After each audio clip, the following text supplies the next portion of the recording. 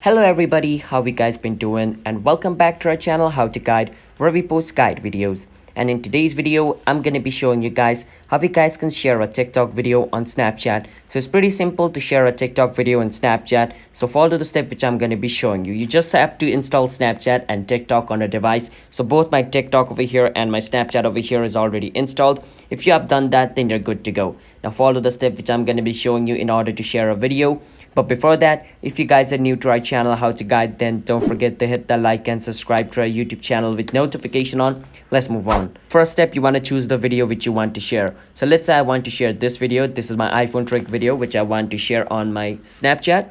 I can click on the three dot at the side of my screen over here.